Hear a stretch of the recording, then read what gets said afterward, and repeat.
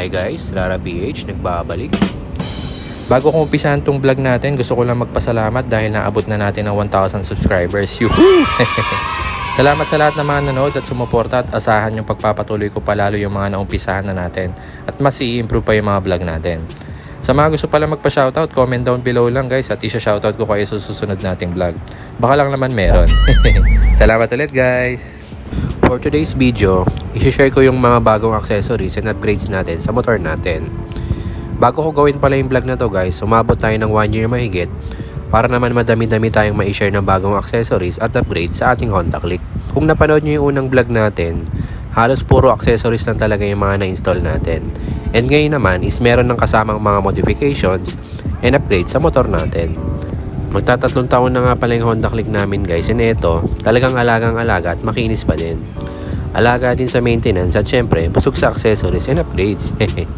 Huwag na natin patagalin, isa-isayin na natin yung mga accessories and upgrades sa ating motor. Una sa listahan natin guys is itong ating ADB windshield. Brand nga pala nito is Sipad.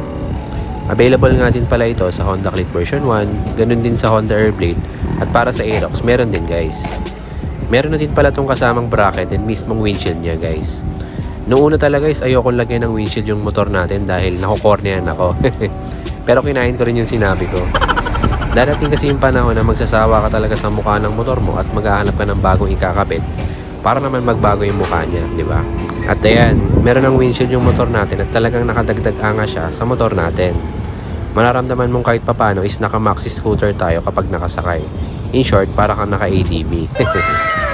Adjustable din pala to guys tulad nung sa ADB at talagang nakadagdag premium feeling siya dahil talagang quality rin talaga yung Sipad windshield na to.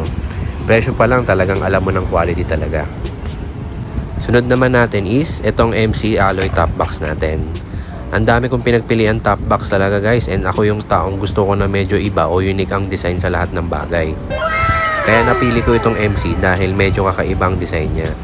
Yung pinaka top box niya is kagaya pa rin sa mga typical na top box, pero yung mismong detalye niya iba at elegante lang siyang tignan. Matte black yung color ng top box natin at talagang bumagay siya sa kulay ng Click natin. Ito nga pala yung loob niya guys. Leather na rin yung mismong inner lining niya and may bulsa na rin siya na pwedeng lagyan ng mga barya at maliliit na resibo. Sobrang nagandahan talaga ako sa design niya guys. Pati magkabilang gilid, meron ding design na mas nakadagdag angas sa alloy top box natin. May kasama na rin tong backrest and 2 stickers sa top box and meron ding freebie na MC cap. Next is itong rack X bracket natin para sa ating alloy top box. Paalala lang guys, huwag niyong tipirin yung bracket na bibilihin nyo lalo na if alloy top box ang gamit nyo. Para na rin wala na kayong dagdag isipin, di ba? Alam nyo naman ang issue kapag alloy bracket lang gamit kapag naka-alloy top box. Hindi natin masabi kung hanggang saan ang itatagal niya. At delikado rin if sa mismong biyahe masisira o mabibiyak yung alloy bracket na ginamit. Posibleng makaabala at makaaksidente pa sa kalsada. Itong rack X bracket natin is pure steel siya, talagang makapal na rin siya. Talagang wala kang kaba kapag ito ang ginamit natin bracket kapag alloy ang top box natin. Ang isa rin sa nagustuhan ko dito guys is hindi mo na kailangan tanggalin yung mismong stock na grab bar at plug and play na lang tong bracket natin. Meron na rin kasamang 3 stainless na balls at mga lock nuts. Fourth accessories natin na naikabit is ang ating Camelback sport seat from Nong, Thailand. Meron din pala akong vlog nito guys kung paano magbaklas at mag-install ng upuan ng ating Honda Click. Looks and quality, talagang sulit na sulit ang bili ko sa sport seat na to. Lagpas 1 year na namin siyang gamit at talagang komportable pa din siyang gamitin, lalo na si OBR natin. Masasabi kong okay na okay siya compare sa stock seat ng Honda Click. Malapad kasi siya na nakakadagdag talaga ng comfort para sa amin. Sobrang helpful din sa akin nung stopper na to para hindi na ako dumudulas pa harap. Paminsan-minsan nakakaramdam ako ng pangawit pero nasa tamang pag-upo lang pala dapat. Medyo may kataasan din kasi para sa akin tong upuan na to. So far, the best tong sport seat na to para sa akin dahil swak na swak siya sa amin sa long rides.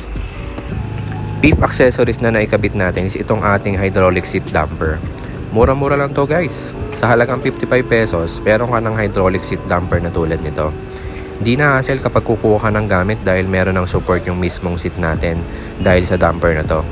Nakadagdag premium feeling din siya dahil kapag magbubukas ka ng under seat compartment, automatic na siyang bubukas dahil sa in-install natin na hydraulic damper. O diba ang angas? Next natin or yung pang 6 accessories na na-install natin is itong mga emblem natin sa ating fairings. Honda Genuine Click emblem na stock ng Click 150 itong kinabit natin. Ayoko ng mga tig 100 to 150 na nabibili sa Shopee kasi hindi nagtatagal yung dikit at madaling kumupas yung mismong chrome coat niya. Itong sa ilalim naman is simpleng emblem lang din from Shopee. Black edition na color black and red na bumagay din sa color combination ng mga naka-install sa motor natin. Last emblem is itong Honda logo emblem natin. Minimalist lang yung concept ko talaga sa motor natin na talagang bumagay din tong emblem na to sa may gilid ng motor natin. Nilagay ko nga pala lahat sa description yung lahat ng link kung saan ko nabili lahat ng mga accessories natin. Sunod na agad natin is itong mga fiberglass made natin na accessories.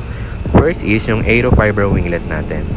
Sobrang tagal ko na naghahanap na ikakabit pa sa harap o pinakamukha ng motor natin at sa wakas, nakahanap ako ng tulad nito. Nakadagdag anga siya sa mukha ng Honda Click natin. Lumapad siyang tingnan dahil sa aerodynamic design form niya. From Shopee, Thailand o Indonesia yung mga seller nito guys at doon madaming gumagawa ng mga fiberglass made na customized. Next is itong ating custom front box for Honda Click. Gawa rin pala to sa fiberglass guys. Sa Click version to talaga nagsimula yung ganitong klaseng box at ngayon ay sobrang daming version na sa iba't ibang motor. Ngayon, meron na para sa Click version 1 and 3. Click 160 meron na din. Hindi rin papahuli si Honda Beat at ganun din sa mga Yamaha motorcycle. Andyan si Mio Gear, Mio 125 at Soul. At para sa SkyDrive crossover ng Suzuki, meron din. Meron nga pala tayong separate vlog para dito guys kung gusto nyo mapanood kung paano siya ini-install. Grabe itong box na to dahil isa to sa pinaka nagustuhan ko talaga na in-install natin. Nagmukha na talagang maxi scooter yung Click natin simula nang nilagyan ko nito. Nawala nga lang yung gulay board pero hindi naman permanent tong box na to at pwede naman tanggalin anytime kung meron man ikakarga na kailangan ilagay sa footboard. Looks and quality talagang mapapatingin ka dahil ang pogi talaga. Para nga daw siyang naging Airblade, Aerox at ngayon na meron na tayong windshield, para na daw siyang ADB. Wala naman akong ginagayang motor guys sa totoo lang. Talagang pinapakita ko lang sa motor natin kung ano yung mga looks na gusto ko sa isang motor. Downside lang guys is hindi nga pala pwede lagyan ng mga papeles to dahil napapasukan siya ng tubig at mababasa to. Nilalagay ko lang dyan is yung mga tools natin, ganun din yung kapote natin para madali siyang kunin in case na meron bigla ang buhos ng ulan. Hindi mo na kailangan tumayo para kunin sa seat compartment. Yung sunod na accessories naman natin is itong alloy foot peg natin para sa backride. Nabili ko rin to sa Shopee guys at talagang nakadagdag premium o class na naman sa motor natin. Next is itong rubber matting sa ating footboard na bumagay din sa ating motor. Naging safe din sa buhos ng ulan yung battery natin dahil natatakpan to ng matting para hindi direkta yung tulo ng tubig. At syempre, safe din sa masasamang loob dahil bukod sa meron ng custom box sa pinakaibabaw ng footboard, meron ding matting na nakatakip para hindi direkta makikita ng masasamang loob na nandun pala yung battery ng motor natin. Guys, dito ko na lang muna puputulin yung video natin dahil merong part 2 yung vlog natin na to. Stay tuned lang at panoorin yung second part dahil doon natin malalaman yung iba pang price ng mga accessories and upgrade sa motor natin. Nilagay ko na din pala sa description yung link ng part 2 ng vlog natin na to. Bigyan ko lang din kayo ng isang montage sa ating Honda Click. Hanggang sa susunod ulit na upload. Thanks guys!